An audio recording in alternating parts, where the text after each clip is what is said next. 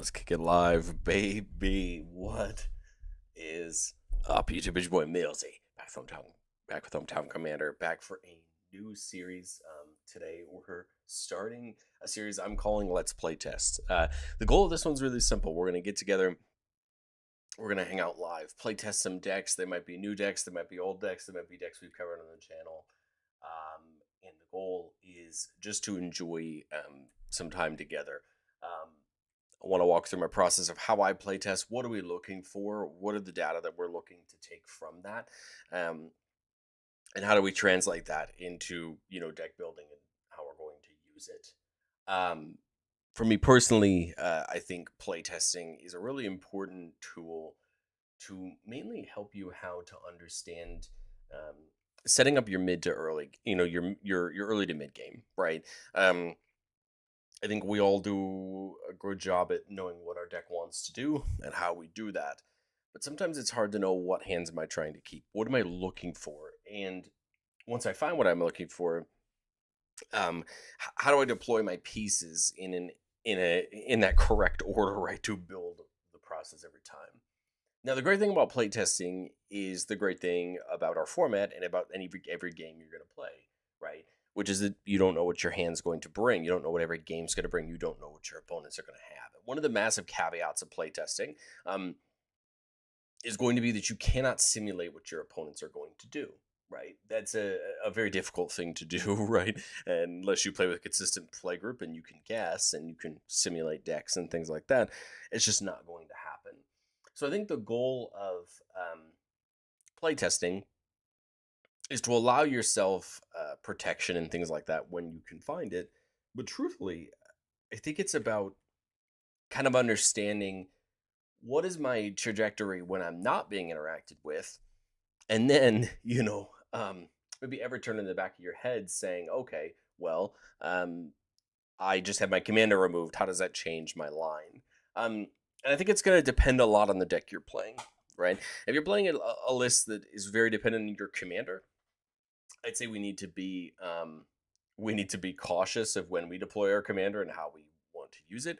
If you have a deck that just uses your commander to finish things off or kind of enable some different play lines, then maybe it changes it. But I would say for me in playtesting, what that we're going to do here and that we do every day on Millsy Brews, we're going to assume that really for the first couple turns of the game, no one's really going to be pointing interaction unless something really huge happens, right? Everybody's trying to set up their board. So to me, I think you have those first couple turns more or less scot-free, unless you really start to ramp into the board and you really start to do some crazy things, then you're going to get things headed your way. And then that's when we're going to start, finding that resistance and having to defend where we're at. I think the other thing to understand is when can we realistically expect to have our commander online? What's the goal, right? Where can we expect our commander to be down, right? For some decks that maybe as early as turn 2 or 3, right? If you're playing some ramp. For some decks it could be later. The two decks we're looking at today, right? Infinite Guideline's a 5 mana commander, all 5 colors. Teval's a 4 mana commander. So we're looking turn 4 to 5, right? Maybe a little bit earlier if you catch the ramp, right? So it's important to know, like, when are you trying to put your commander down? And we'll talk about that today. Lycan's in here. Yo, what's up, man? One of our members of the chat. I appreciate you being in here. Stoked that you're in here joining me to play test some decks. So today we're looking at 2 decks. We're going to look at Infinite Guideline Station and we're going to look at Teval, the Balance Scale. Pretty fun mix here. Infinite Guideline is one we did for the channel. I really enjoyed the brew I did for the channel, and I kind of wanted to start tinker around with it for myself. The big difference in the deck we're running today versus the one that was on the channel was coming in, adding some tri-lands, adding some fetch lands, and bringing in your ramp package that can go get forest specifically to go after those tri-lands specifically. Not much about the deck really has changed.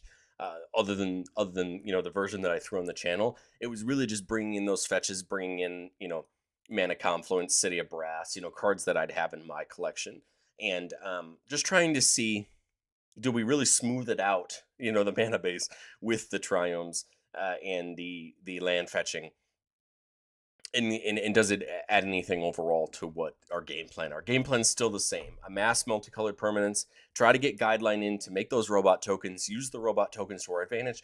whether it's paying off the amount of artifacts we have, whether it's tapping them for mana, or of course, something like a Dirty Tokens player like me is going to love just getting them into combat and having a good time. Right? That's basically what our three-pronged attack is. Guideline, of course, makes those robots when it comes in, and then when it attacks, when it's all the way stationed up, we get to draw cards for each of our multicolored permanents. And that's a huge deal because then we can kind of refill our hand, right, and redeploy more things. So tonight, my goal is, maybe to spend 30 minutes on both commanders if I can. I've kind of got 5 or 6 hands ready for each. Goal is to be a little bit more outward in why we're making certain decisions. What are we hoping to see next turn? How are we going to flow between turns? What are we looking to see? What's our game plan? Same thing, right? We can't simulate what our opponents are going to do. But the hope is that we can again leave up removal, leave up protection, leave up counterplay, kind of work through what our plan is, so that even if something does go wrong, we always have a plan. And it goes back to something I tell the guys I play with all the time, and it's something that's kind of been my mantra, which is you should always be planning your next turn during your turn or when you're done with your turn. You should always know exactly what you're going to want to do. A draw might change something, or a piece of removal might change something, but I think you should kind of understand what your through line is into your next turn. And I think it can be done on the turn before, right? The current turn, you could be planning the next turn, right? And so the hope is, right, then over the course of games and over the course of turns, you kind of know what you're reading towards. And sometimes, right, a good draw at the right time or a piece of removal at the wrong time, right, can kind of shift you into the right spot. But let's get into our first hand here. We've got a 3-lander with a Felwar Stone. So 4 mana, right? Infinite Guideline's fine. So we have still a little bit to go, but we have a couple key pieces. We have Yurok, who doubles up ETBs on permanents coming in. That's great for Guideline's ability. And Teleportation Circle is one of the few blink pieces we have access to that can blink an artifact or a creature, right? Most of the time, your key blink spells are going to hit creatures only, which is fine. We still want to blink Guideline even if it is a creature because we just make more robots, right? But teleportation's really interesting because you can blink Guideline if it's not stationed up, and I think either way you still lead to the value. And then we have a little piece of protection enough you can't refuse. So I don't mind it. The deck's got enough lands and enough ramp that I think we'll hit our 5th piece of mana. We also have some pieces, right, we might want to deploy before Guideline. So I'm not super worried about it. So we get into turn 1. There's our 5th land, right? 1, 2, 3, 4, and 5 in the Felwar. And Felwar is perfect in a deck like this, being 5 colors, because we're almost guaranteed to find a useful color, right, out of Felwar Stone. The nice thing is here's black, red, and green. Here's red, green. Here's green, white. Here's blue, black. So we have some nice overlap in our land, so we'll be able to easily get to those 5 colors for Guideline. I think turn 1's pretty simple. Just throw the Proving Ground in tapped. Again, we need to start ramping, right? Our commander's 5 mana, so I think that makes the most sense. As we come into turn 2, we want to get Felwar Stone. Now, the only problem down now with Felwar Stone is we have 3 lands that are unfortunately going to come in tapped this turn, right? All of our Innistrad slow lands come in tapped unless you control 2 or more other lands. So unfortunately, we have to take the turn off in that sense to get it in tapped, which kind of stinks, but it is what it is. I think with this being a bracket 3 deck, still will be okay unless you're facing off against a very aggressive deck. Everybody's going to be ramping. Everybody's going to be getting pieces down. Taking turn 2 off here is not a big of a deal as you think it may be.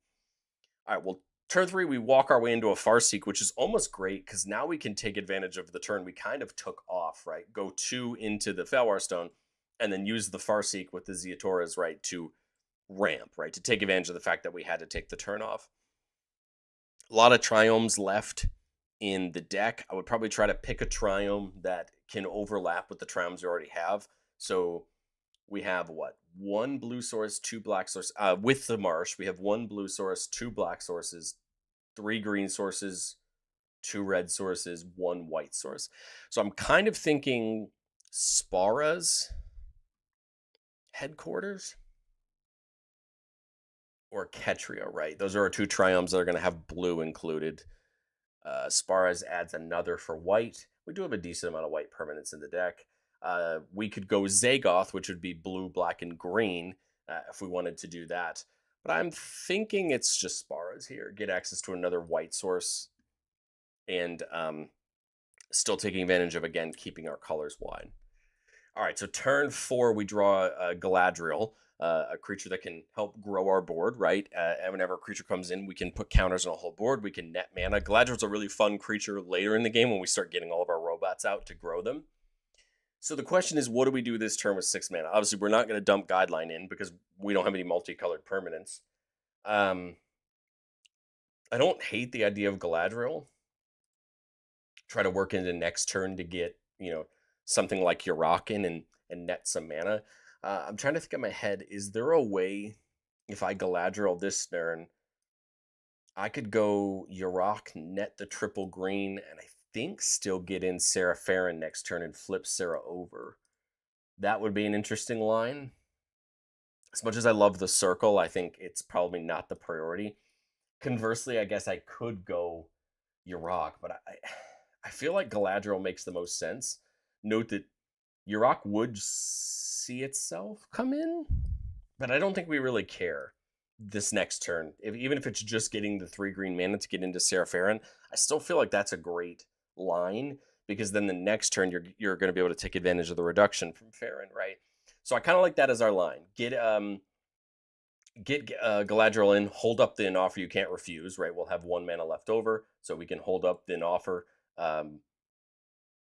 We have multiple blue sources, right? So we should be able to use 1 for Galadriel and then hold up 1 for the offer just in case, right, something tries to derail us. So turn 5, we draw Balin, which is great. Balin's a great piece. It can tap our robot tokens for a bunch of value. I still like the line, as we discussed, 1, 2, 3, 4, 5 should be call up our colors. Galadriel goes off. Even if it Yurak doesn't double it this time, which I actually honestly still think it does because it would see itself coming in and its own ability would trigger.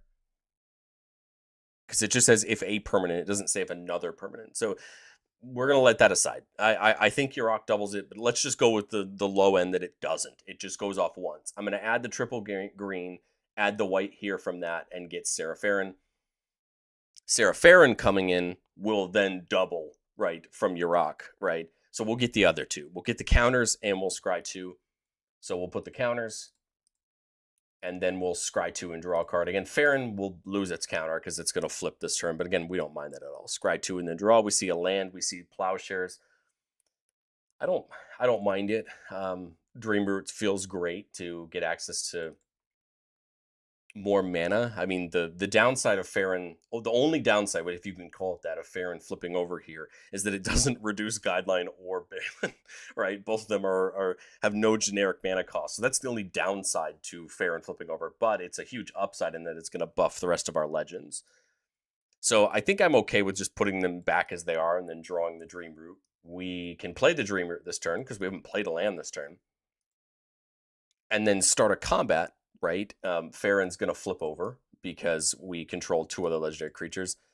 It'll have a counter, but there's really no way to flip it back over.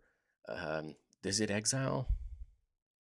I don't think it does. I think it just flips over. So it just has a counter on it. But it's buffing all of our legends, right? It's reducing the spell of our cost of our legends, which is important because there are a ton of legends in this deck that do have colorless mana as a part of their casting cost. We just managed to hit the one of the legends in our hand and our commander that don't.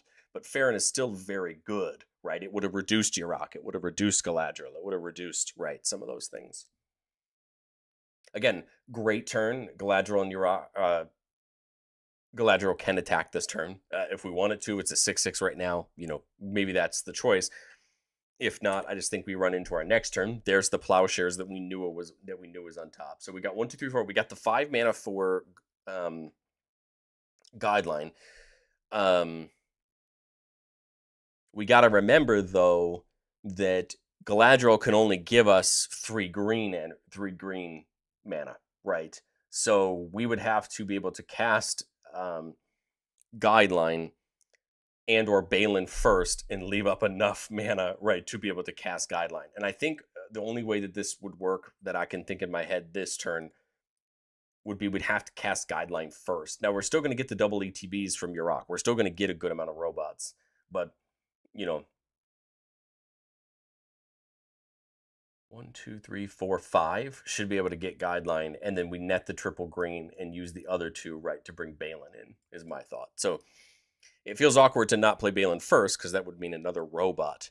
But I think that's fine. I just realized that it won't be Guideline that's triggering Galadriel, it'll be the robots, right? Because Galadriel's only on creatures entering in. The Guideline station is not entering in as a creature. It's entering in as an artifact. But it's going to see how many multicolored permanents we have, which is 4.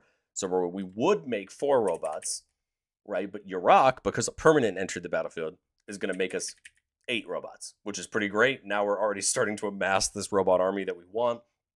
Galadriel, now seeing creatures enter the battlefield, is going to trigger, and it's going to go off technically all 3 times. It's actually going to trigger for technically all 8 of the robots that came in, but of course it can only do all of them once. So we'll add the triple green, we'll put a counter on all of our creatures, and then we're going to scry 2 and draw. Land in the roots. Okay, the roots is great, right? Allows the robots to tap for mana. The Triome's great because it can just get us some more land this turn. I think I'll do the Triome just because we can play it this turn.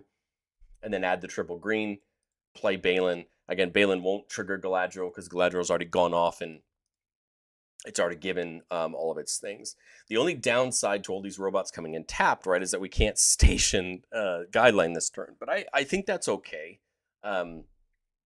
We unfortunately don't leave up any mana to protect our board with something like an Offer You Can't Refuse, which is kind of a downside, but I think we're still okay with it. If somebody wipes the board, somebody wipes the board. The important part is that Farron flipped over and Guideline would still be there. We could still try to take advantage of them. Do I want to station Guideline is the next question. I don't know that I want to this turn. It can attack. It just came in. So I don't really see the point. I think we'd be better off attacking with Galadriel and Yurok if we're going to attack. Remember, Yurok's a 7/9 right now with such a lifelink. Galadriel's a 7/7 because of Farron's ability. So I feel like there's better attacks there with those two rather than trying to just load up the Guideline station. I feel like next turn, though, Guideline's going to be very easy to get online because all of these are 3/3 now. So it's only going to take 4 of them, right, to load the Guideline station up. And then we're going to be drawing cards. So coming back to our next turn, there's the Insidious Roots we knew was there, right? That was on our scry. I don't see a reason not to play it, right? Not only because it then allows all the robots to tap for mana, but then that's another multicolored permanent that Guideline's going to draw us for when it attacks this turn. I would tap the 4 robots down to make Guideline into a creature. This is where potentially we could see some issues with our opponents trying to remove Guideline Station or something like that, right? We have to do all 4 of those stations at sorcery speed, but we have protection, hopefully, in an Offer You Can't Refuse, right, to hold up some lines here. Now the next question is, what do we want to do? Balin can tap some of the other robots down to give itself a buff or draw some cards, but I kind of think that with the 4 robots up that can tap for mana and 1, 2, 3, 4, 5, 6 more mana, I kind of think I'd rather just get into combat and attack. We're going to be able to attack with Guideline in the air, and right now it's drawing us 1, 2, 3, 4, 5, 6 cards on attack. So that feels pretty good. We're going to hopefully just be able to supercharge our hand up and then deploy more threats and do that. So 1, 2, 3.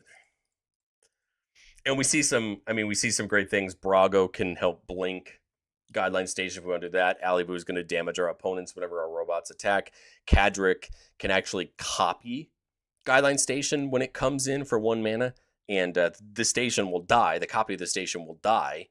Oh, no, it won't because legendary roll. But the point is you get more robots. And you can start to see where some of these pieces are going to click in from here. We don't see the protection, but we still have the counterplay up. And I think we're good to stop here. I think we have enough pieces together that with our mana this turn, you could easily just go like, we said we had 6 there and then 4 from the robots. That's 10 total. Alibu plus Adrix and Nev. Alibu coming in would net me the mana, so Adrix would only come down for 1 more, so that's 6 mana there. Leave up a couple for an Offer and Swords, and then next turn, look to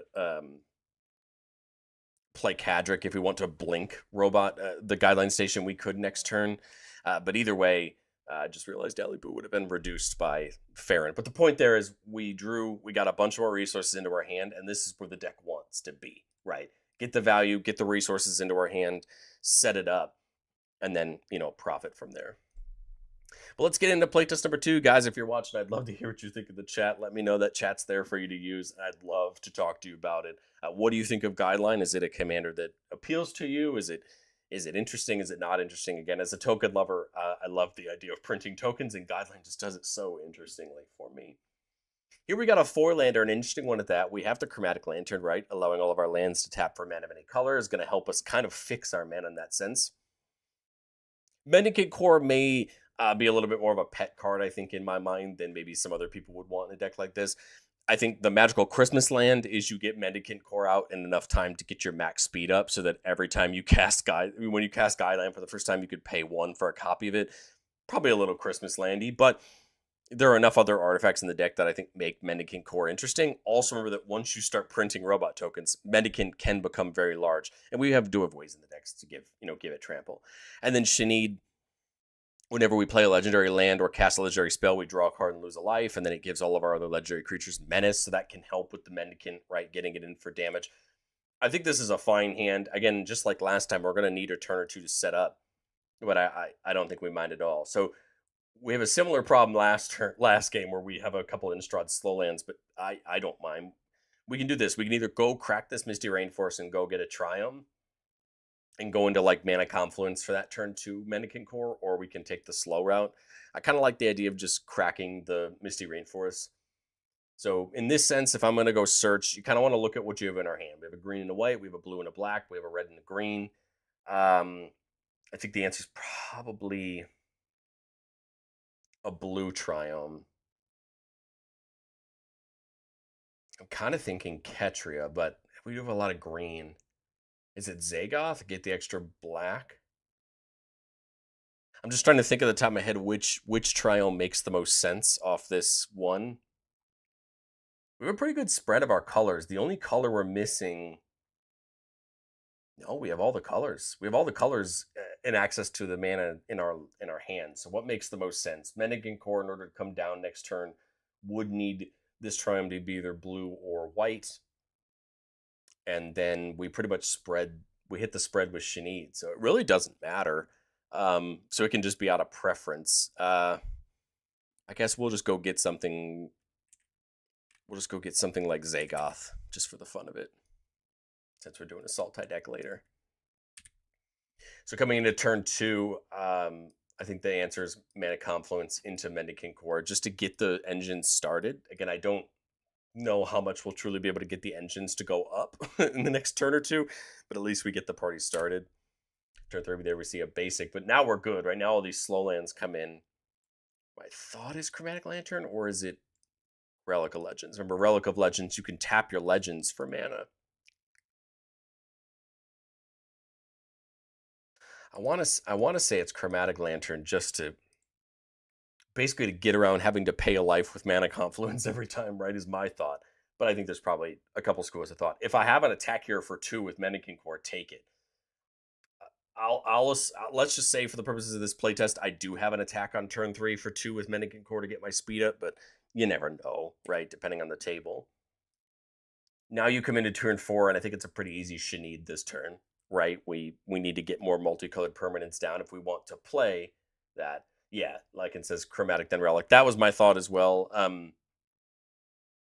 I could go Relic into Shanid this turn, but I think if the intention here is to get the speed up with Mendicant Core to get more robots off of Guideline, I feel like the answer is to take the attack with Mendicant with Menace this turn. My gut tells me we have to have at least one attack with Menace this turn while everyone's still setting up. So my gut tells me it has to be there. Maybe it won't be, but that's what my gut tells me. Oh, okay. So this turn we draw into Inspirit. Well, I don't think I was playing Guideline anyway this turn, but that does at least helpfully change my line, right? Play the Relic, play Inspirit, right? On the Inspirit cast from Shanid, we're going to draw a card and lose a life. 1, 2. We'd have the 1 mana and then the mana from the creatures if we want to. So Inspirit's really fun. Can station it up. Once you get 1 on it, you can pass out a counter or charge counters. And once it gets to 8, it gives all your other artifacts hexproof and indestructible. Again, the intention here is protect Guideline, protect the robots, right? That's the intention there. Protect them once we get them. I still feel like the answer is getting the max speed online for next turn. I don't see a world where we don't. Because we got to think about it, right? We have creatures with menace. I guess it comes down to, does our whole board of opponents have 2 creatures, right? And if they do, then okay, we just station up Inspirit and we move on. My gut tells me we have to have an opponent that doesn't have enough creatures to block profitably into Mendicant Core. So I feel like I would just station up Inspirit with Shanid if I can guarantee to get 1 creature through, and then just put the counter on Mendicant Core with its ability, and then go max speed. Again, maybe there's a world where we don't get in there, but I have to believe we can. And then I think we're just in good shape. We come to the next turn. Now we've got the potentiality with Mendicant Core to, basically copy Guideline Station, get another set of robots. Aminatu's pretty fun. It's -1 can blink Infinite Guideline Station to get more robots. And now we really start to see this plan gel together. We've got the 5 mana for Guideline. We've got the 1 to pay for Mendicant Core's ability. So we've got a couple mana left over to play Aminatu or Rockrick if we want to, basically just to guarantee another multicolored permanent. My thought is tap the Shanid in these 2, or some combination of them. Well, actually, no, we don't need to tap Shanid. That's right. 1, 2, 3, 4 Rockrick. That would lose us a life and draw us a card. And then we have the 5 for Guideline. So the Guideline comes in 1, 2, 3, and we're going to pay the 1. That's right. We needed the 1 to copy, but we can just tap either of these guys with Relic of Legends. On cast, we'll get that 4/4 Golem. And then that's great because that's another multicolored permanent that's going to happen. So Guideline's going to come in. 1, 2, 3, 4, 5, 6 is my count. Multicolored permanents. So it'd be 6 robots. And then the copy that Mendicant makes should be at minimum 6, if not 7, depending on how state checking works there. So that's what, 12 robots? We would also lose a life and draw a card on Shanid for casting Infinite Guideline Station. I believe that would be a land. We could play this turn. That's right, we played the Plains.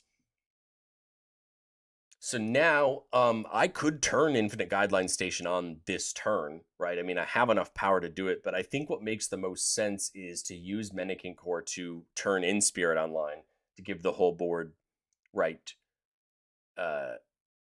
Give the whole board indestructible, or give the robots basically indestructible. It would give Mendicant Core indestructible, it would give the golems, and it would give the stations, the things we care about basically.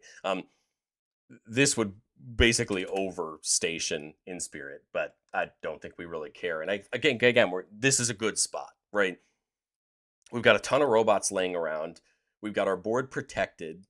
And now all we need to do is find either way to make the robots scarier, right? Buff them. Or we have the way to blink Infinite Guideline with Aminatu. And so my thought on that is next turn, load up the Guideline, attack, right? Get the cards, and then blink it to get more robots. And maybe we can, draw our way into some protection or something like that. Again, I won't show that because I think now we can kind of see that line materialize. But that's my thought there. And again, now Inspirit's going to really do some work. The only thing that would be threatened would be Inspirit itself, right? It doesn't have hexproof or indestructible. But I mean, again, I'd rather give up the Inspirit to protect the Guideline and all of the robots, which we can just continue to take advantage of. And I mean, when we power up Guideline next turn, we'd obviously play Aminatu before we attack, meaning we'd be drawing 1, 2, 3, 4, 5. 1, 2, 3, 4, 5, the 6th golem from when we cast Aminatu, and then 7. So, I mean, we're drawing 7 cards. I have a tough time believing we can't find something to just, deploy to the board and find ourselves in a good shape. So, again, you could see that. Get the multicolored in, get the value pieces in, and then eventually spin up Guideline Station and have it start attacking.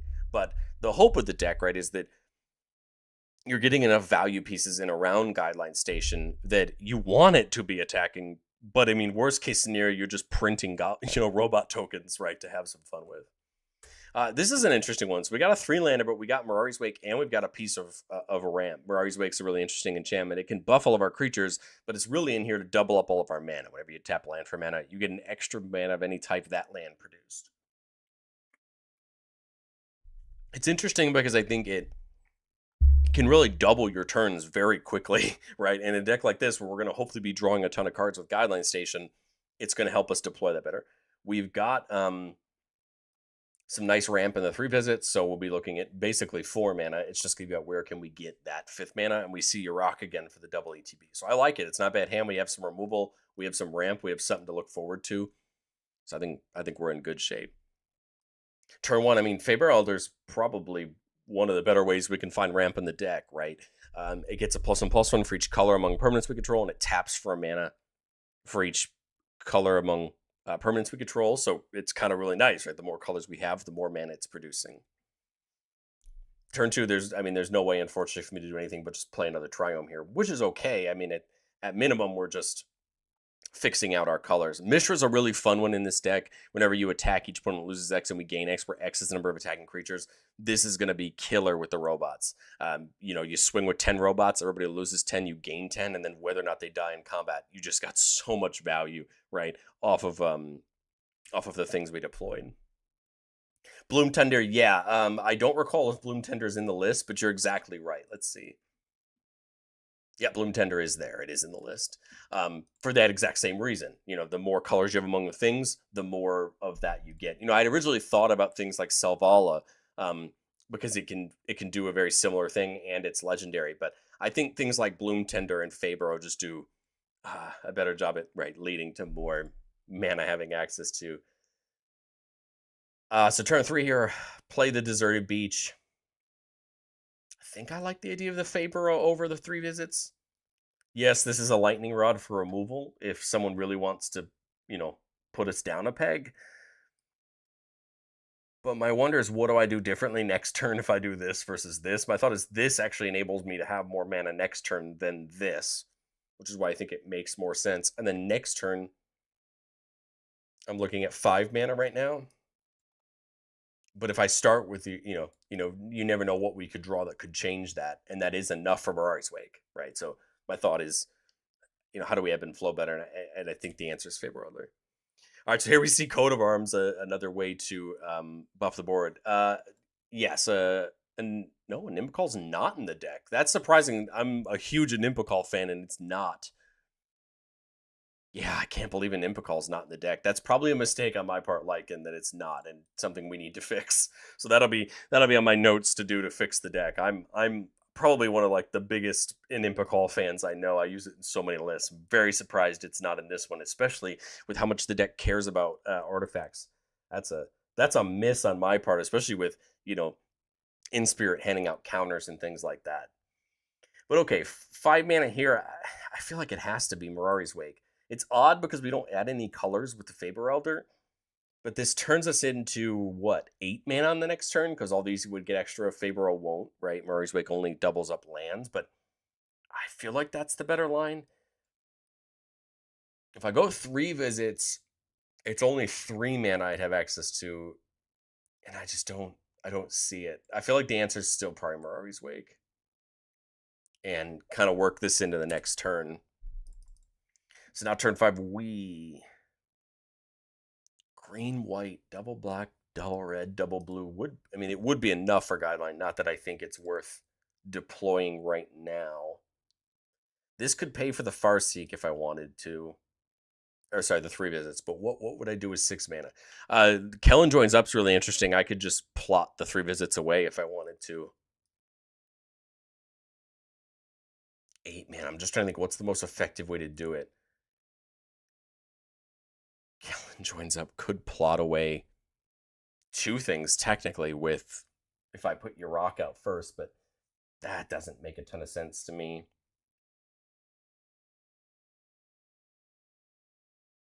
I almost wonder if it's just is it like Kadric plus the Kellen Joins Up? and just like throw the 3 visits away, but we unlock another color with Faber Elder, and then we unlock the option to get more robots off of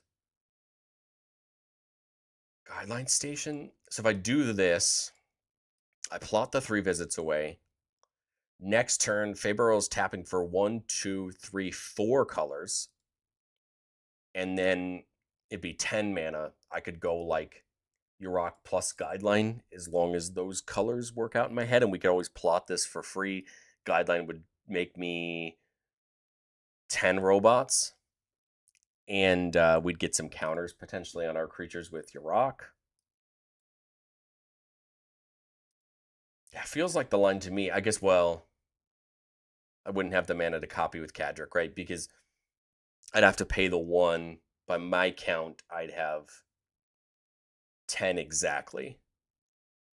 So it would come down to us drawing a land next turn, right, for that line to work out. But man, my gut still tells me it's the line. Because remember, Mishra doesn't have to attack. Like, to me, it feels like a perfect play the turn after you dump the Guideline in when all those robots are going to attack. So let's commit to the line. Let's go, Kellen. Let's plot the 3 visits away.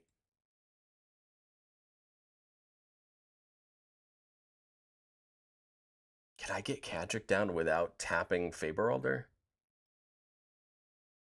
1, 2, 3, 4.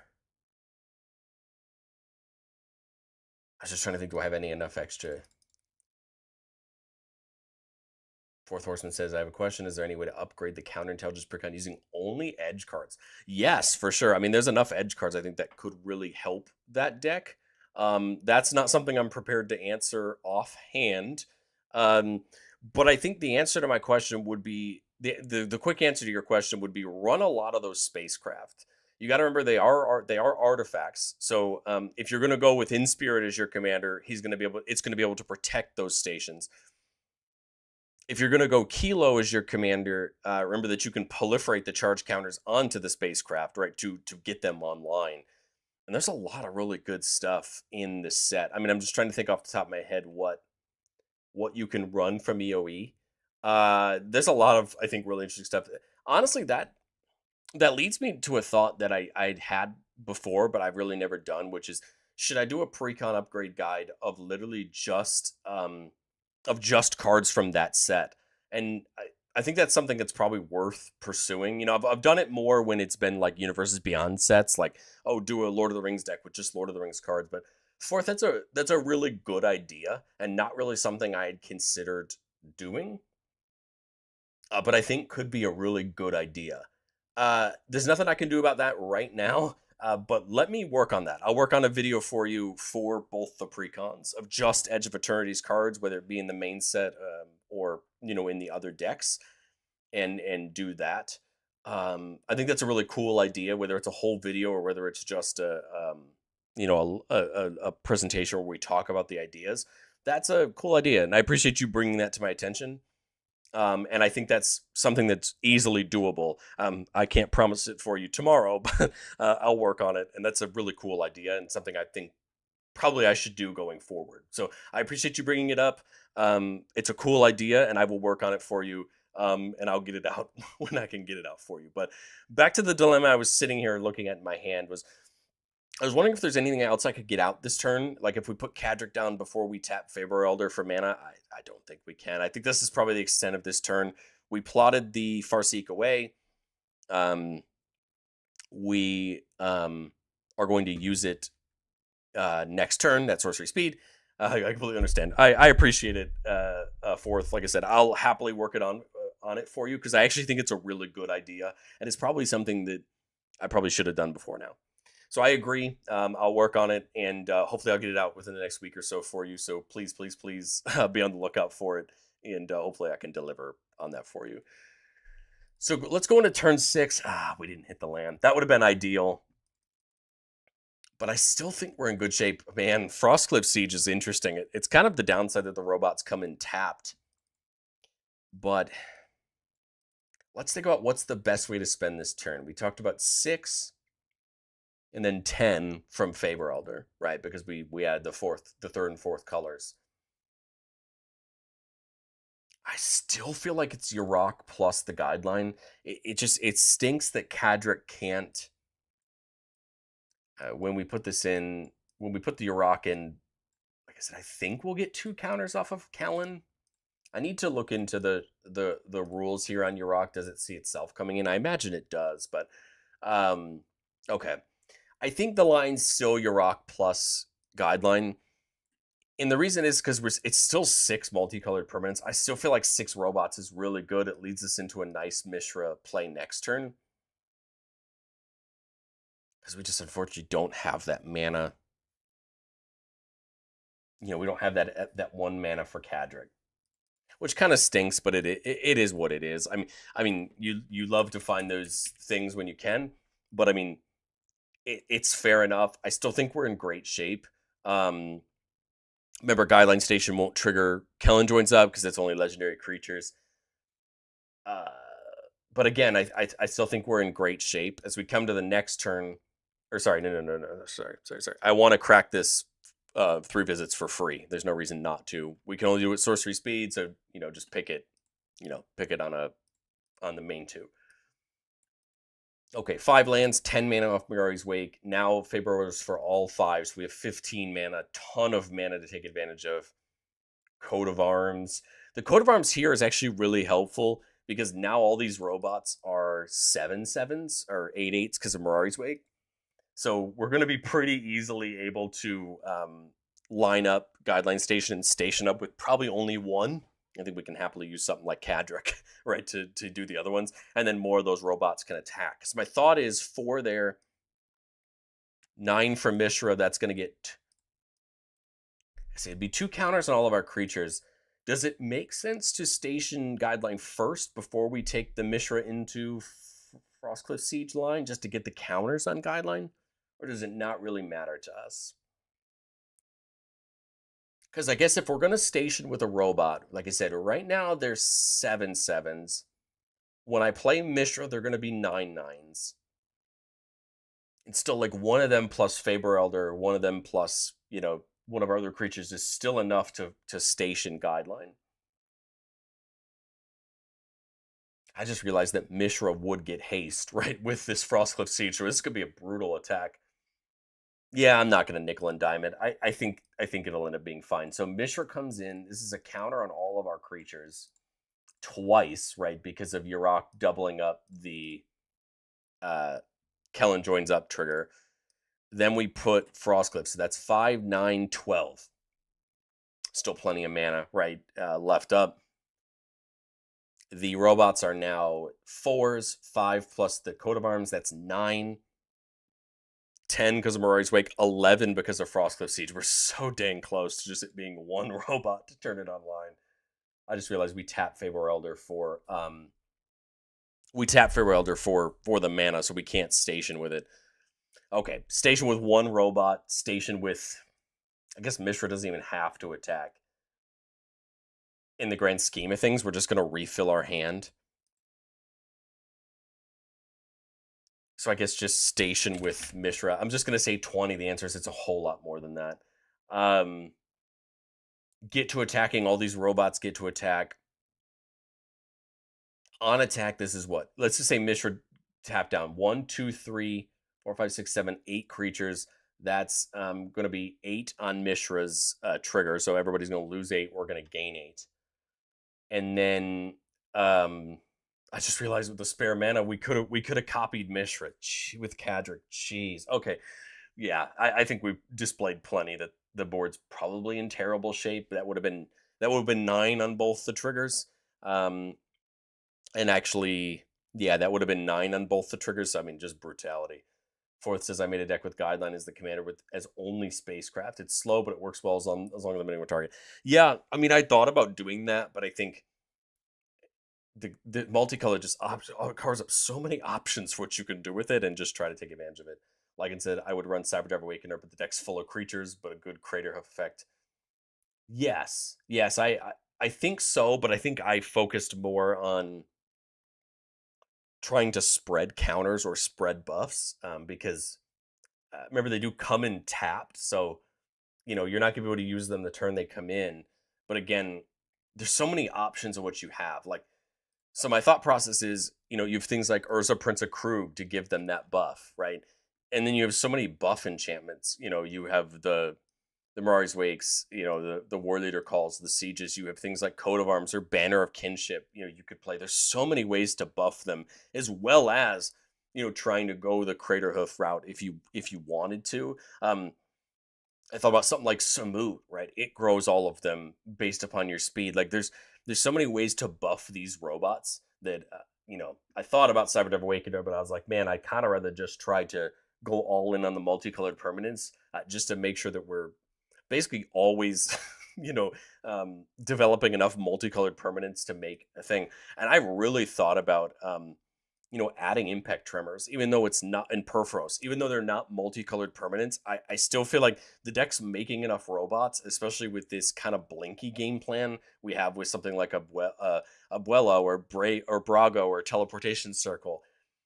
I feel like the ETB probably still could be the answer with things like Yurok. You could pull in something like Elspeth if you really want to go that, or not Elspeth, I'm sorry, Elishnorn if you really want to go that route. Like bring in the Elishnorn Mother Machines, like really go all in on the blink. I just wasn't really quite sure how much the blink would be effective, but I feel like when you see it, right, it's going to be really effective.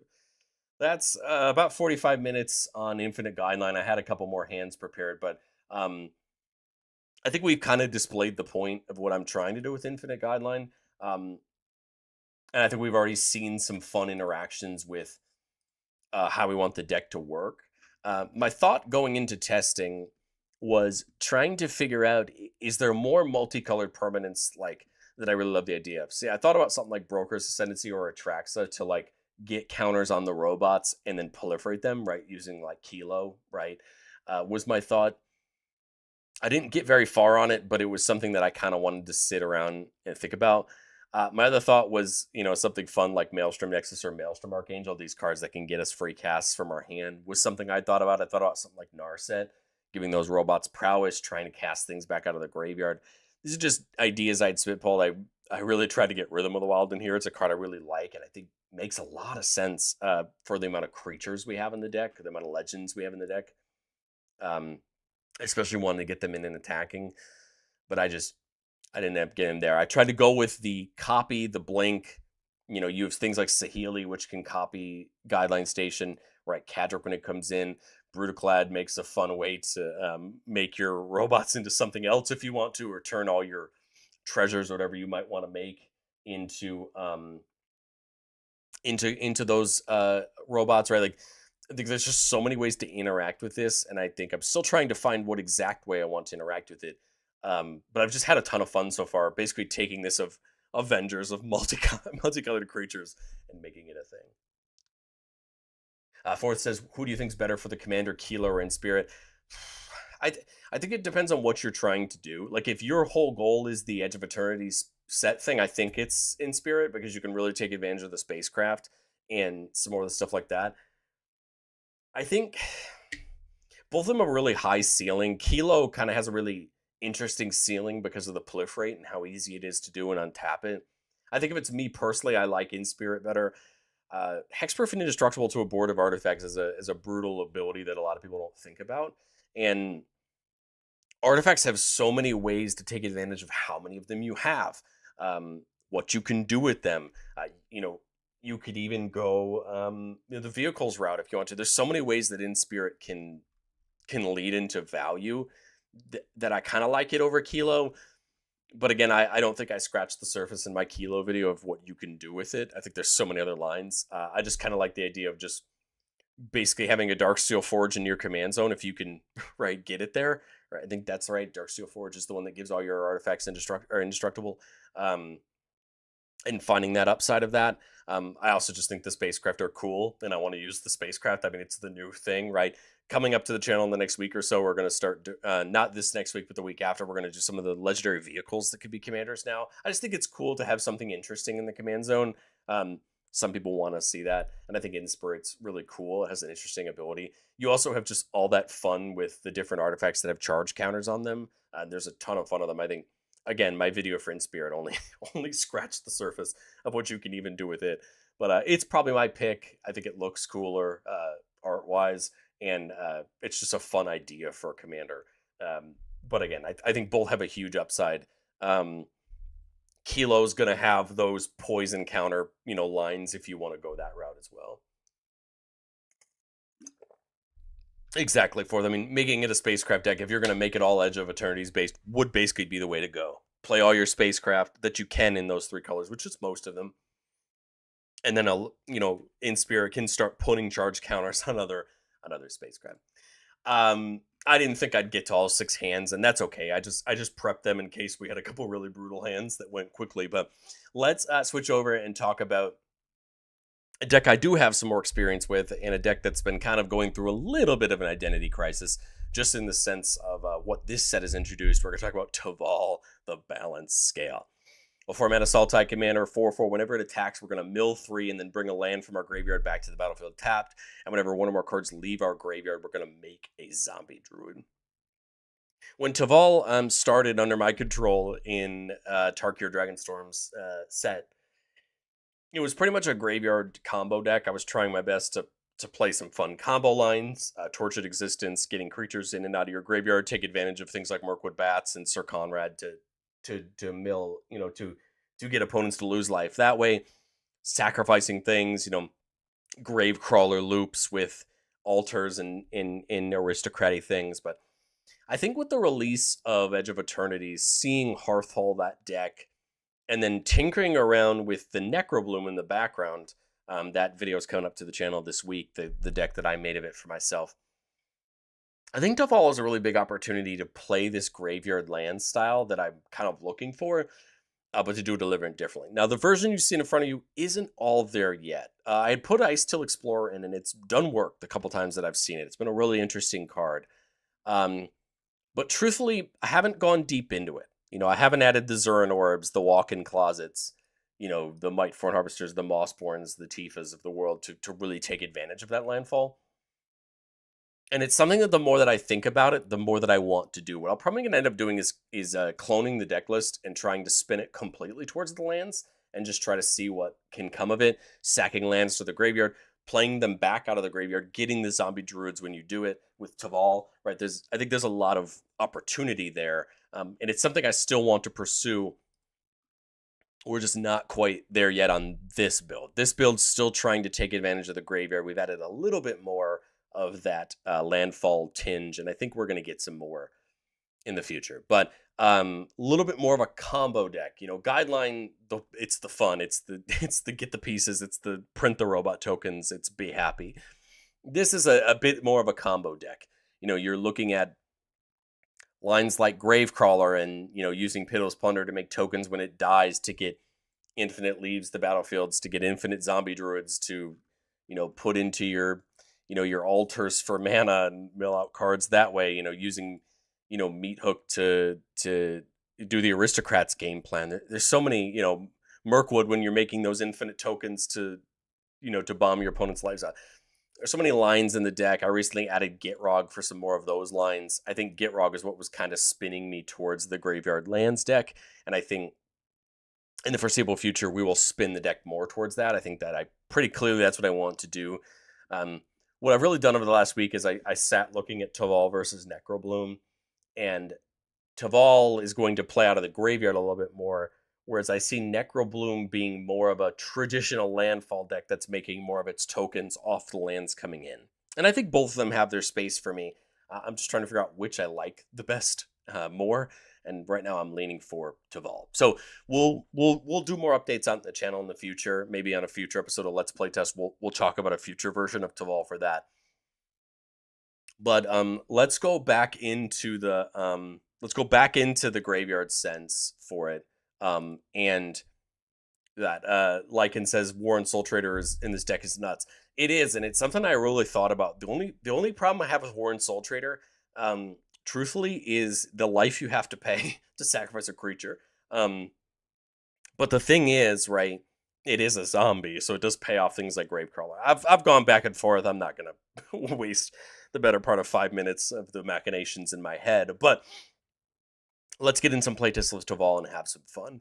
So here we're keeping a 3-lander. We've got all 3 of our colors and the arcane signet. So we're pretty much set up for Teval on turn 4. We see Gravecrawler and Pitiless Plunder, so we're really just a sack outlet away from having a really nice loop potentially we can do there. And then Phyrexian Reclamation, really nice because Teval is going to start, and we're going to start milling our deck. We want to be able to get key creatures back, and the Reclamation is really great for that. Turn 1, we see Aurora Procession, another way to get anything from our graveyard back to our hand. Again, so that's really great because as we're getting our things in, right, and milling with Teval, we have ways to get things back. We don't really have to play Gravecrawler here, but we might as well. We got nothing else to do turn 1. Oh, Meat Hook's certainly an interesting draw. Again, we're nowhere near wanting to play Meat Hook just quite yet, but that's a piece to have in our back pocket just in case we need it. I think the answer, though, is Arcane Signet here. And then turn 3, I mean, I just want to get Teval out as soon as I can, right? Get the milling started, getting the lands back started, just get that loop started, get the zombies, and being able to use them for some fun. Note, the more zombies we have, the more you can just look towards just meat hooking your board away to deal damage to your opponents, right? There's lines, therein. Titan's Nest, a really interesting card. Start your upkeep, you get to Surveil 1. You could put it into your graveyard, and then you can exile cards from your graveyard to get colorless mana. A lot of lines with Titan's Nest you can do because that's individual cards leading your graveyard to get a colorless mana. So that's a pretty fun way to get cards out of your graveyard and get zombie tokens. I think I'll get the Reclamation in. As much as I like Titan's Nest, we don't need to cast it just quite yet. I'd kind of rather keep up some counterplay here and just go ahead and attack with Teval. We're going to mill 3. We do not see a land hit the graveyard. We do see a Wonder, but unfortunately we don't have an island at the moment, so it's not going to get all of our creatures into the yard. Interesting mills here. Squirming Emergence can get a non-land permanent back. Mana value less than equal to the number of permanents in our graveyard, so it could be a late game way to get something big back. And then Shigeki's got some fun loops. Playing it, returning it back to your land to mill, and then you can channel it away to get things back to your hand. So a couple interesting looks. We could get Shigeki back with the Reclamation if we want to. That could be a thought.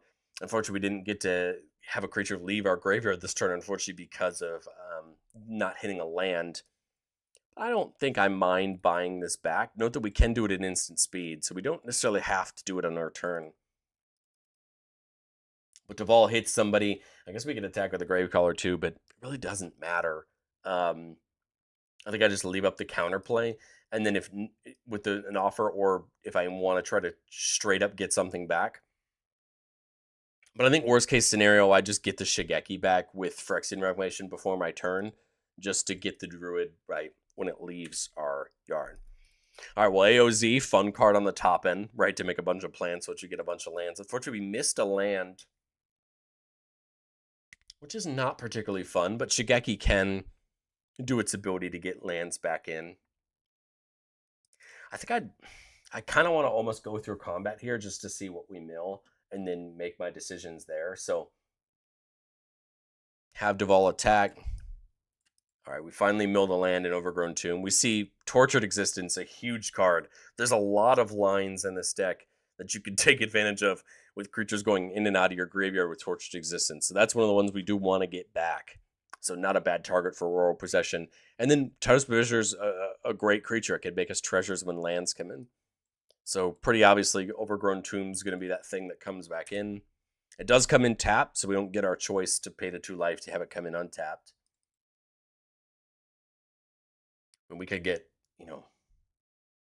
say we can't get Tireless back and play it. We could Auroral something like Tortured Existence back and get it on the battlefield this turn, which doesn't feel like a terrible idea. We have a ton of creatures in our hand, and we have a creature in our graveyard. There's 2 ways to look at Tortured Existence. On the low end, if I have a creature in my hand and I have a creature in my graveyard and I have 1 black mana, I can basically get a 2/2 zombie druid with Teval out, right? Because a card's leaving my graveyard, 2/2 zombie druid, right? So at minimum, we can print zombies, and that could lead us towards a meat hook, right? I think I like that line for now. Use the Procession to get the Tortured Existence back, get it in. I think I have a black mana free, don't I? I didn't pay any mana before combat. I paid 2 for the procession, 1 for the tortured. I do believe I have 1 mana free. I'd be looking to get the provisioner back. What would I pitch away? I guess maybe Avenger of Zendikar. I mean, I can get it back, right, on a future turn. That nets me another zombie druid. So the goal here is we're starting to kind of build up the engine, right? Build it up, get it going. Here's Crypt of Agadim, interesting land. You could pay 2 to get a black for each creature card in your graveyard, but it's going to come in tapped. Do I want to, get something like the Provisioner in first to net some treasures off of it? Or like a sack outlet away from just being off to the races, right? And just getting a ton of zombies, a ton of treasures. Um, I feel like the answer is to dig for it, right? So, Provisioner, play the Crypt, get the treasure is my thought. I've still got 2 mana up plus the treasure. And I'm thinking go to combat and let's see what we can mill and see if we can get ourselves into a scenario where we can find a way to get this going. Well, we mill a couple of pretty great lands. Field of the Dead. We have Wastewood Verge for another way to get in multiple colors and a swamp. But hey, that is 3 lands in our graveyard. I think we're pretty obviously going to take Field of the Dead back. Fortunately, it won't make the zombie when it comes in because you need 7 or more lands with different names. But that is another treasure and another zombie druid. So 4 mana right now. Again, my gut tells me we're still building towards either a combo with Hail of Splendor or we're building towards just trying to go hard into Meat Hook. So I'll play the Shigeki, just set it up for next turn. We can bring it back to our hand and maybe get a couple cards deep. Or do we leave it up and just torture it to get a couple... I'd say let's leave it up and do it. Because remember, we could torture it into the graveyard, bring something back, and then torture it again. So it could end up back in our hand, basically. We're just doing that exchange to make the druid, right? And my thought here is leave up the counterplay and an offer you can't refuse, because inevitably someone's going to either go for our board or Teval. I mean, it's pretty, or even Tortured Existence, right? It's pretty hard for you to set this up, set this much recursion up, and someone not want to come after it. Especially since next turn, we're going to start being able to turn Field of the Dead online, right? We have at least 1 differently named land in our graveyard, right, for Teval. So I think we're pretty much there. It's just waiting that extra turn. And if no one interacts with our board, I have the Arcane Signet and Overgrown up, which means I have 2 black mana. I could just get 2 more druids before my turn, right, to basically just come into our turn with more value. So if somebody... And I think I can do that and still leave a treasure up for an offer you can't refuse, right? So basically just Shigeki for AOZ, AOZ for Shigeki. We end up in the same spot. So as we come into our next turn, okay, Assassin's Trophy for removal. Again, I think so much of my opinion here depends on what we get into the graveyard. The only downside to getting things in the graveyard is the way to get it back. But remember, that's where Shigeki comes in handy, to channel it to get Aurora Procession or, Squirming Emergence or something like that back. You know what I mean? We have a lot of options of ways to kind of trade in and out of the graveyard here. So we still got plenty of room. I think I'm just going to go through combat. We could attack with the druids if we want to. I would have loved to get an island in here to take advantage of that wonder in our graveyard. We just haven't done it quite yet. So I think I would just go into combat. At minimum, I'm going to attack with Teval. At maximum, I could attack with the zombies, just depending on what people have. And let's see what we mill. Ooh, Grave Reaver's interesting. Can help dig for creatures. And then we see Watery Grave. So there is the island we technically could bring back and give everybody flying. Note that this is an attack trigger, so technically, right, we could have attacked with those zombie druids and they all would have had flying. We didn't know that. Like we can't say we knew that, going into combat. But we get the zombie druid and we get the zombie from Field of the Dead. So we're really starting to build up a board of tokens that comes in tap. So we still got 7 mana plus 3 treasures, right? We get the treasure off of Tireless Provisioner this turn. Okay, I can Shigeki something back. I could go, I could dump Shigeki for Colossal Grave Reaver and try to just dump it in this turn. I've got what, 3, 6, 7 mana for the Grave Reaver. I'd only have to pay 1 treasure basically to get it back and play it. Or is it 7 or 8 mana? It's 8. But again, we have the mana to do it. It might mill us some more things. It might potentially get us a huge creature onto the battlefield. That feels like it could be a really good line just to continue to dig. I guess we also have 2 mana to do it with Reclamation where we don't have to give up Shigeki, right? So maybe that makes more sense because we do have enough mana to do it. 1, 2, 3, 4, 5, 6, 7, 8 for the Reaver. And there's 2 for the Reclamation, or it's 1 just to dump Shigeki away and get the Reaver back. Either way, I feel like that's an interesting line because the whole point now is digging for really just another piece of value. I mean, sack outlet is perfect, and that's where, right, like in saying War and Soul Trader would be perfect here. We have more sack outlets in the deck. Let's do it. Let's Tormented Existence, the Grave Reaver for Shigeki. That's going to make me a druid when the Reaver leaves my graveyard. Let's cast it, and again, that's going to take up most of our treasures to do. So when it comes in, we're going to mill 3 cards, and if we mill a creature off of these, we get it back. Oh, man. Goldkeeper's one of the other great ones because it just nets us treasures when creatures leave our graveyard, and I believe now we have infinite zombies, right? Because we can basically pay for our tortured existence by just, if we have a mana to pay for tortured existence, we will net one with Goldkeeper because a card leaves our graveyard, which means we have infinite zombies. We just don't have infinite mana, right? We need one more turn, basically, and then next turn we can get infinite zombies, meat hook for 2, and then that's lethal. A little brutal there. Little brutal there. Because I don't think I have any mana left over to... oh, no, we had 1 treasure, didn't we? Because of... there was only 1 mana for the torture to get the Shigeki. I just can't net enough mana to play the meat hook, can I? Because it'd be literally just... I'd need to do the meat hook for 4, right?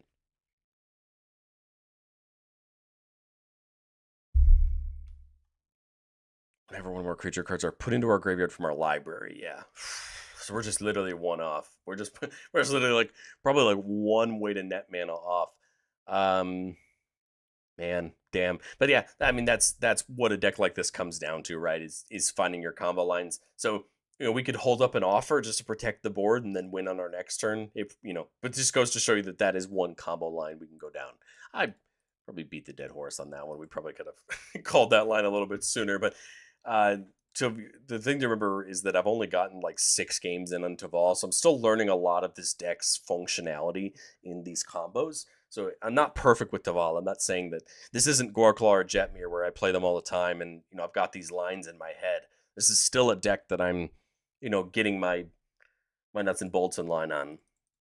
Well, let's get into playtest number 2 here. Keeping a 4-lander with the Arcane Signet. There's Eternal Witness, able to get a card back from our graveyard to our hand, and then Codis can actually let us cast creatures from our graveyard. We just have to basically escape 3 cards, right? So an interesting way to get things back out of our graveyard. Ooh, Quarter Calling is an interesting draw. Quarter Calling is a card that lets you convoke to go get a creature of your choice from your library. Of course, very helpful when you have combos that use certain creatures. Just thinking turn 3 Teval here, start getting things in our graveyard, start seeing where our line is. Now, the nice part is if we crack the Fabled Passage here, we know at minimum we're going to have Fabled Passage in our graveyard, right, to be able to take advantage of. I almost wonder if the answer is an island here, just so that way if we mill that wonder, we have it. And it comes in untap because we have 4 lands with Fabled Passage, so I've got 5 mana here. Reclamation. I almost just want to ramp with the Farseek. Just keep going. And then, attack with Teval. Teval's going to mill 3. We see 6, a fun way to also get things back out of our graveyard. We just have to pitch lands to do it. Tireless Provisioner, and then an Offer You Can't Refuse. But again, we do have a land in our graveyard in Fable Passage, so we're going to be able to get that Zombie Druid. And then the nice part about these fetch lands, right, is then you always have them in your graveyard, so you can always bring them back and use them again. Note that we do have the Reclamation, right, to get 6 back. It's like not, or these creatures. It's not like we have to rely on Codas, which is, I like Codas, but I almost like things like Reclamation or Torched Existence, right, more, but you want the diversity. So as we come to this turn, play the Deathcap Glade, sack the Fable Passage, go get another land. Again, now we're just seeding a land in the graveyard. That way we have it for Teval's trigger in case he doesn't mill anything else. I think I want to get 6 back. I guess there's an argument to get the Tireless Provisioner back instead because of the fact that it can get us the treasures, right? We have no guarantee that we have no guarantee we're going to have lands in hand to retrace with, but I do kind of like that 6 also mills you when it attacks, so it can feed our yard more. That's 3. I've still got 5 mana left. I can get Codas in. I just realized that it says whenever creatures you control enter, if one of them entered from your yard or cast from a graveyard, you can get counters on Codas. So Codas could grow. What's my Quarter Calling tree? If I was going to save the mana up, I'm kind of lovingly known in my playgroup for having Quarter Callings at the right time. What would be my calling target if I were to go for one? Sidisi could be fun to start making zombies when we mill. I've got 5 mana and 3 creatures. I could technically... no, I paid 2 to get the 6 back, didn't I? So I only have 3 mana. So it'd be 6 total for Quarter Calling. I was going to say we could like Quarter Calling in a Grave Reaver or something just to take advantage of those creatures when they get up. What for 6 in my list? I'm going to cheat here. What in 6 for my list would we want to Quarter Calling for? In Muldrotha, start playing things out of the graveyard. The only problem is we're denying Teval's attack this turn. But if you think about it, we can still attack with Teval because we're guaranteed to get the Fable Passage back out of our graveyard, right? So we're guaranteed another Zombie Druid this turn. So I think my target would be Muldrotha. So let's go to combat, attack with Teval. Mill 3. Again, we know we get a land back. Actually, Crypt is kind of tempting because then we could start potentially using it for some mana. Then we get the Druid. Oh, but no, X is the mana value, so we can't get Muldrotha. What am I thinking? No, we can't get Muldrotha. It would be 3 or less. I guess Chatterfang, but I don't know that I really loved just dumping Chatterfang into this board and watching it get dealt with. I'd almost rather wait, go for the Goldkeeper, go for something like Ice-Till Explorer, right? No need to. I don't know why I just exited out of that. No need to do it now. Hold up Deadly Relic. Well, that's for free. And I think I would just probably start there. Fourth says 6. I remember watching a Tolarian video where all players had a deck themed around number 6. Yeah, it's an interesting card. I think it's funny that we saw 6 first on Ren's cards, and then 6 itself is just a very good card. It's going to see play in a lot of graveyard decks. Well, Meathook is certainly a draw. So now I have the open mana to basically do whatever I want with the Quarter Calling. Quarter Calling can go get anything, basically, at this point. The question is, what do you go get? I mean, I love the idea of something like Ice-Till Explorer to start getting the lands back out of our graveyard, because every time the land comes back out of our grave with Ice-Till, we're making a zombie, right? We could really grow our board that way. We're also filling our yard because Ice-Till's milling, and that could be fun for Codas, right? It's 6 mana to do that with, or 7 mana with Quarter Calling, but of course we could convoke with the Zombie Druid. So we basically have 4 mana left. We could go like Codas plus Quarter Calling for the Ice-Till, play lands out of our graveyard. Like we could just continually play that Fabled Passage back out of our graveyard. That's that kind of graveyard lands loop going.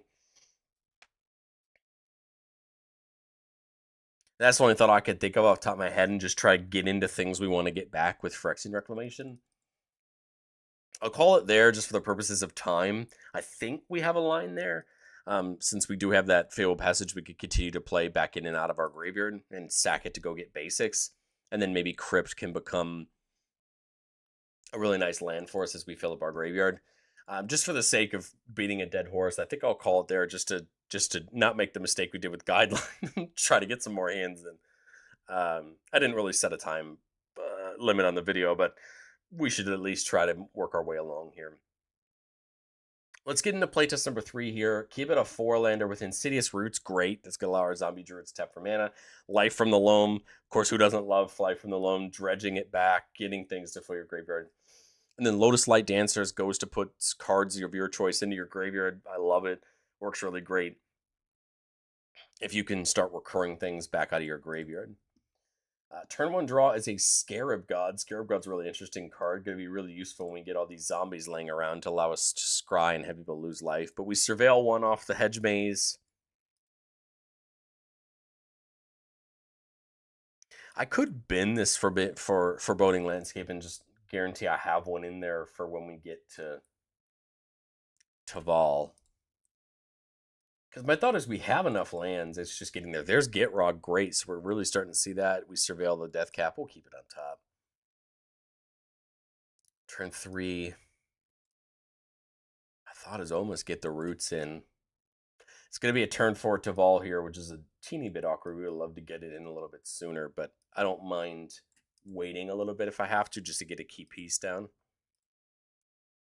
There's Reanimate, another great way to get a creature back. So we're starting to see some great, stuff like Teval's Judgment can really help us as we're getting things back. Gitrog has a chance to draw us a potentially decent amount of cards here. Or we could get something like Teval's Judgment in and start netting some value. I kind of feel like it's Teval's Judgment. Leaves us a couple mana up for that Reanimate. Attack with Teval. The really fun thing about Reanimate is that it can trigger Insidious Roots too. Well, this is an interesting one. There's Muldrotha, pretty great.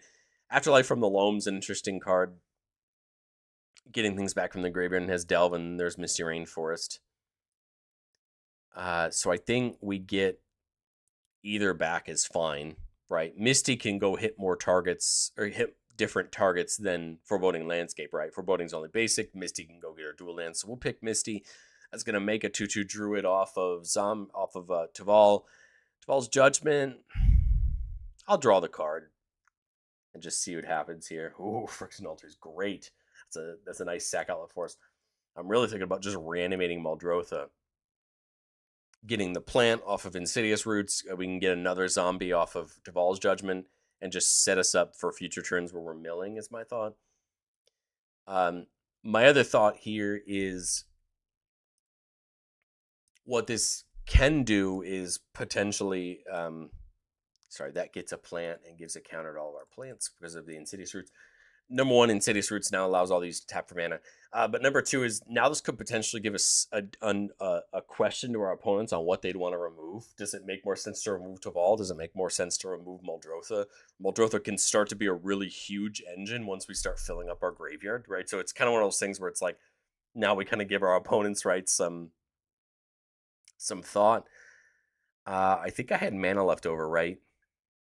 I almost wonder if I should just get Life from the Loam in the graveyard just to have an extra chance to get some more mill from Muldrotha. Because I don't have to return any lands from my hand to my graveyard, or my graveyard to my hand. I can if I want to, like we could, but I kind of rather leave it in there. Well, I guess we know we're going to get rid of the Misty. Let's leave it in there, just in case it ends up mattering. Well, if I do it, then I get the Druid, right? Let's put it into our hand. Let's get the Druid. I don't know how much it's going to matter. And then that'll make me the treasure off the Teval's Judgment. So, okay, it ended up being worth it. I'm going to dredge the Life from the Loam, Deathrite Shaman, a Verge, and a Swamp.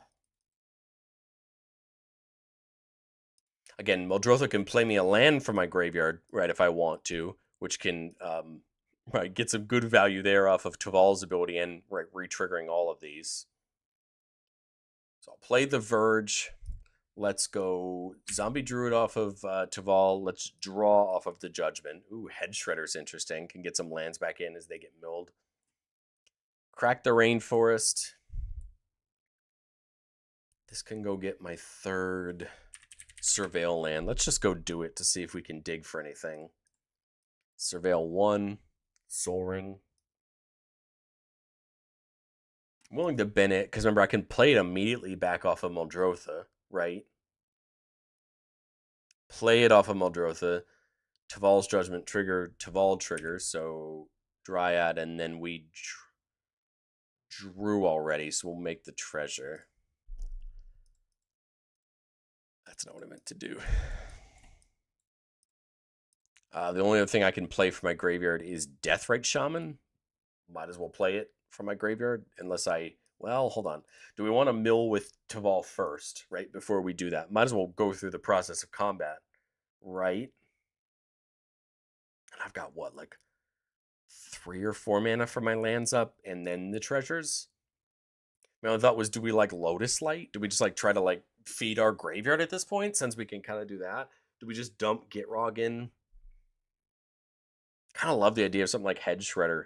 Just play it before combat, so that way when we inevitably mill our lands, we get them back, just more mana.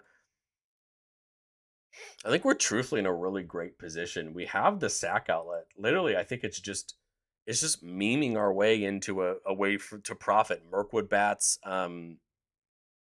Meat Hook Massacre, the aristocraty type things. I'm going to end it here because, again, I think we're in a good spot. It's just finding that thing. We're digging 3 deep with Teval. I can continue to dig harder with Life from the Loam or Gitrog, right? When my lands hit the yard off the mill, Gitrog can draw me a bunch of cards. So I think we're in really good shape here. It's just a matter of finding them. Like, I could just Lotus Light and get Mirkwood Bats in the graveyard, right? And then, potentially a way to get it back with Muldrotha, right? So there's some options there. Like, there's ways to get it. I think it's just going to be about finding that ideal line. Let's get into Playtest number, what is this, 4, 3, something like that. 4-lander here. Ice Till looks great. Going to be a good way to get those lands back out of our graveyard. 3-lander, sorry, with the Farseek. And then Buried Alive. So again, good way to get things into our graveyard. And when we see an Altar of Dementia, again, a fun way if we can make a bunch of zombies to get them into our graveyard. Oh, I love Field for the Dead. But I have a chance to get a turn 3 Teval, which I feel like I need to take off the Farseek, right? Let's go something like the Mortuary. Surveil 1. Ooh, I like the Reanimate. Let's keep it on top. As we come to this turn, Exotic Orchard means I'm going to get a turn 3 Teval. Again, get him down, get that process started for next turn. Now Field of the Dead can come in tapped. Love the idea of Ice Till. I also love the idea of just, now that we know we can dump things in with Buried Alive, we're kind of getting really close to being able to find those combo lines that we want. Kind of like the idea of Ice Till.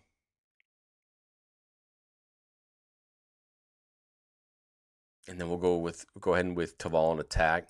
There's the Misty Rainforest. So we did find one of the key lands you want with Ice Till, right? The fetch lands that could be used there.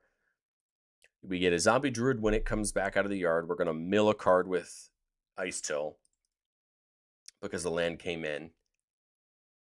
Then main 2 will just play the forest back out of our yard with Ice Till because we haven't played a land for turn. Oh, we played the field. So that's our additional land for turn. Mill with Ice Till. Can't crack that Misty Rainforest, right? Because it's tapped. But this does trigger Field of the Dead. So we would get a Zombie Druid from Teval for it leaving the graveyard. And we're going to get a zombie from Field of the Dead. Now we're in really good shape. I mean, we're starting to net the zombies. If we can find one of those cheeky ways to make a lot of zombies or a lot of things, we have the altar to, mill our opponents out. I think we're looking to be in pretty good shape. We have a way to get anything back. We have a way to get creatures back, right? So we're in good shape on that one. As we come into the next turn, crack Misty Rainforest. I think we might as well start going for the... Let's go for the Surveil lands, just so we can potentially see some access to some more things.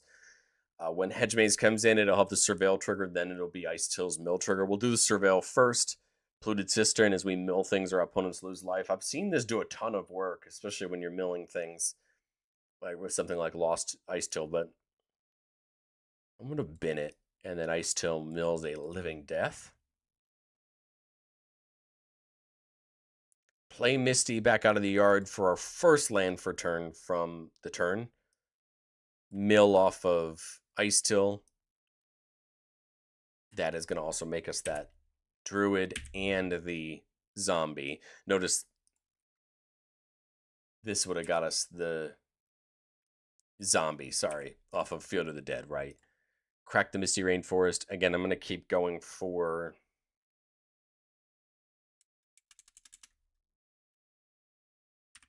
Go for, again, Surveil Lands, because it just lets me see more. This going to come in, make me a zombie, Surveil 1. Conrad's great. That's one of the things we would like to see, so we're going to leave it. Might as well bin it, because we can get it back, right? And then we mill. So that's what, 1? 2 plays of our Misty Rainforest, right? Or 1. This is all pre-combat, right? So we still got a lot left to do this turn, and this is... I think the reason I like this deck is there's a lot of lines, there's a lot of things for you to track. You know, I'm used to just kind of playing go wide and bonk style decks. It's fun to get these cerebral decks where you're trying to find these lines, get things in and out of your graveyard, really trying to get value. I've played nothing this turn. So, I mean, I have so much mana to work with. I mean, Buried Alive can just continue to sit the things in the graveyard I want. Note that we did see Living Death there. So we do have the option to take advantage of something like that if we want to. Love the idea of trying to get something like Sir Conrad back. My thought is like, you know, we have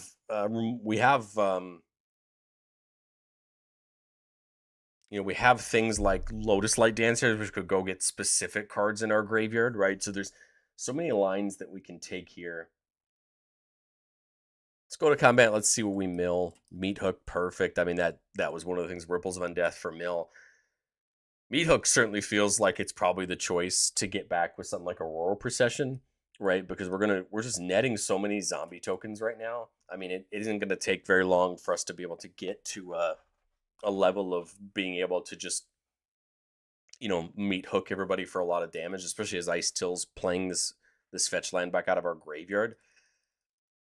And I think we're more or less there. We get the Swamp back out of our yard.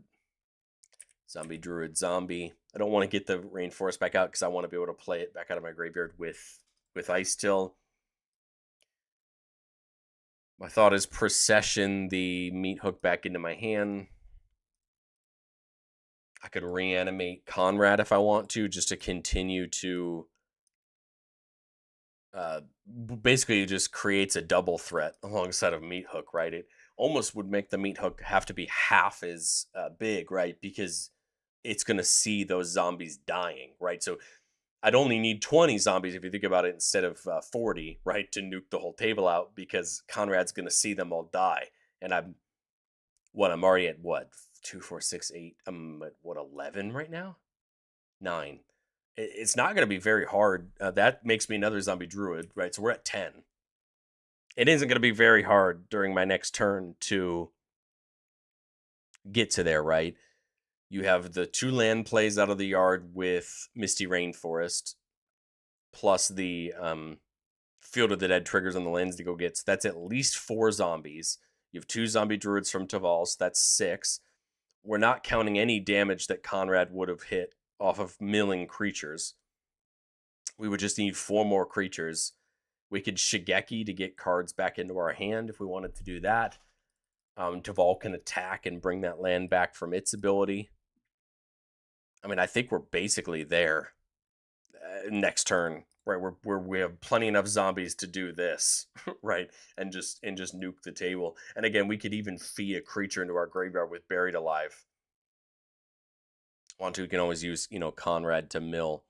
But again, whenever a creature dies, whenever a creature's put in the graveyard from anywhere within the battlefield, or a creature leaves our graveyard, it deals 1 damage to each opponent. So again, I think we're going to be pretty easily able to set this up next turn as long as nobody wipes the board. I think we're just in good shape. I mean, if we manage to see, you know, if we manage to find a way to get more combo pieces, you know, we could set up a combo alongside Grin or Conrad, but I don't think we need to. I think this is going to be plenty, and we're going to basically be there. You also have to think about it like 20 is everybody at 40. If everybody's at 30, we only need 15 and we're going to get there even closer. You also got to think about Teval attacking. You got to think about right? So it's not like 20 is the magic number, but I mean, that's the ideal number in this scenario. And we're there next turn unless somebody can find a way to wipe the board or I guess get rid of Conrad specifically. But again, then it's still brutal with Meat Hook. We could still try to get it back with Shigeki. Remember, Meat Hook only has to come down for 2. These are all 2/2s. So we would potentially have enough mana, to maybe get it back if we needed to, or continue to set up more things. I know that's a lot of digression, but I think it's important to be like, this is the level this deck is like finding these lines. And I think these lines only get better with time as we know what pieces we're looking for. And remember, I don't know what pieces I'm looking for. I have ideas on paper, but I think that's almost where I feel like going the graveyard lands route would really be helpful. Think about setting up something like a Scoot Swarm in this scenario, or something like that, where you can just then add more creatures to this scenario, not only for this line, but for sacrificing them to an altar or sacrificing them for mana to an altar. I think you can just kind of see, like, especially something like Scoot Swarm, how much it can get out of hand. We'll do one more hand. I'm going plenty of time to what I wanted to do, but I think we've seen a bunch. We'll go with this one. Here we got a Torture, we got a Chatterfang, got a 4-lander with Arcane Signal. We got a lot of fun pieces in our hand. Let's see what we can turn them into. If there's any last things you want to ask me, any last things you want to say before this live stream's over, throw them in the chat. I'm here to talk to you, but let's run it. Lotus Light Dancers is a fun way to start. We're just missing a blue source, but remember, we have that in Arcane Signet and the landscape. I can swamp into the Arcane Signet, get down the Tortured Existence. Deathcap Teval, right? There we go. We got turn 3 Teval. We've got all of our colors. We got the Existence set up just in case it matters. And it does matter with Chatterfang because you can actually make a ton of right, a ton of squirrels extra, get more tokens that way. Rise of the Witch King's a really interesting one. Everybody sacks a creature. If we sack a creature, we get a permanent from our graveyard back to the battlefield. Good way to get key non-creature permanents or anything back if we need to. Dakmor, right? Good for that dredge.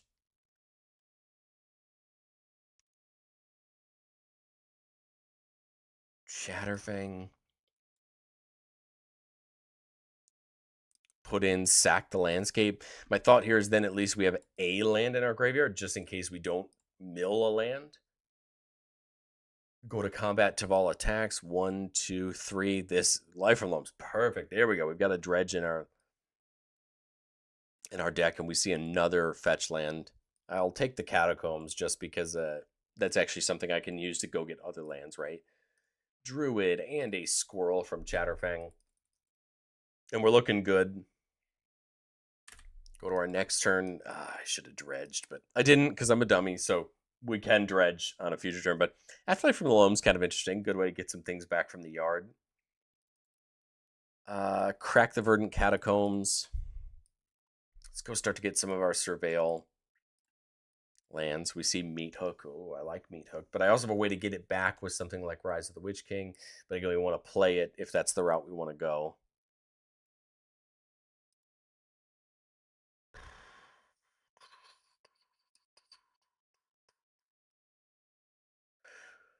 Let's leave it on top. I'm not entirely sure. I think there's probably an argument for binning it, but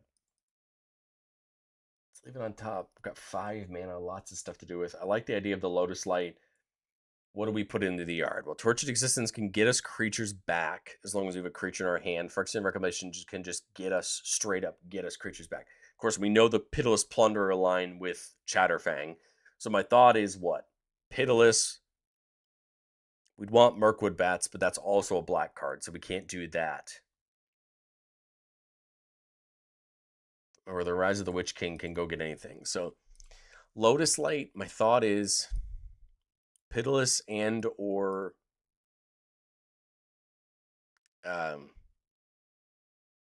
and or Mirkwood bats. Um, my thought is our dragon that gives us treasures when things leave the graveyard, because then that's something we can set up with our tortured existence, right? I didn't see it. Where is it? Cure goalkeeper. That can either be my blue or green card. So what would be the third? I could put a wonder in the graveyard to give everything flying if I want to. So it can be blue or green, basically, at this point. Love the idea of something like Nature's Rhythm. That could go search, with it being in my graveyard off the Harmonize. I guess that could be an option. Um, because you can harmonize something. Because then we could harmonize for 4 at minimum with Teval, if not something else. That's a huge option. Ice Till's a huge option to get back. Gosh, there's so many great options.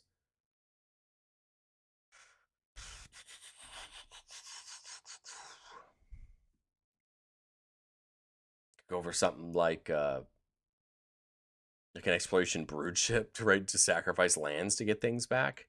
Maybe we just do that for the. They don't have to be creatures, right? They're just a card of any types.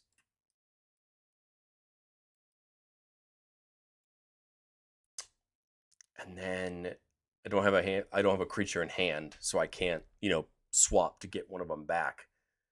I think that's okay, right? Go to combat. Mill 3. Get a catacombs back. Get a couple of those. And then I think we're in good shape. We could go for something like Rise of the Witch King to get any of them back, and we can happily give up a squirrel to do that. My thought would be the Gold Keeper first, right, to try to net the mana or something like that. I mean, uh, Reclamation, right, if we don't use the mana, could then get the creatures back. We could pay the mana to do that. And then I think we're in a good spot. It's just going to be getting them back and then deploying them. We have it with we have the Gold Keeper combo off the Tortured Existence. We can pair it with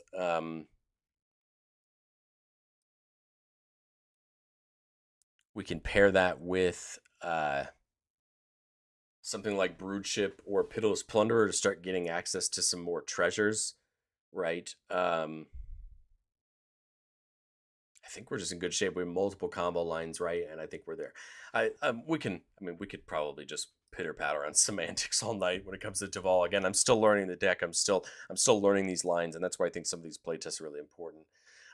Fourth said, "What is your favorite Edge of Eternity's card? Not based off the effect of the card, but by the art design."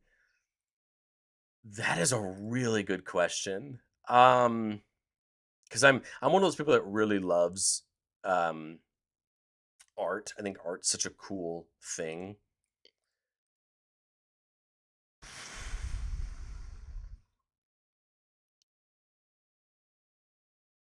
also like a real sucker for like borderless cards. That's just kind of how I've always been.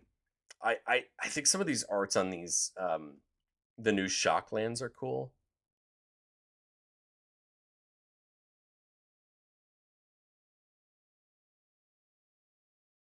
I can't say there's any like piece of art that like comes out to the top of my head of like, oh my gosh, this is the best piece of art that I've seen in the set. Like genuinely, I think there's just so much cool art. I'm one of those people that just is in love with Magic putting in cool art.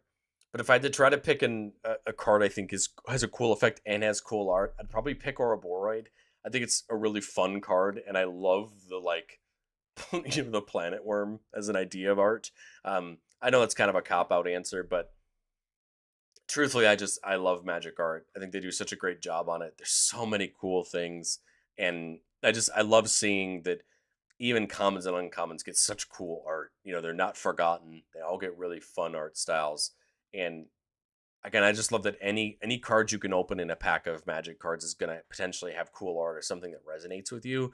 And I think that's important in a game where hundreds of cards come out each set. But that's gonna be all I have for y'all tonight. Thank you so much for sticking with me. It's so cool to see the number of viewers on this live stream versus some of my past ones. That may not mean anything to you as the viewer, but it means something to me.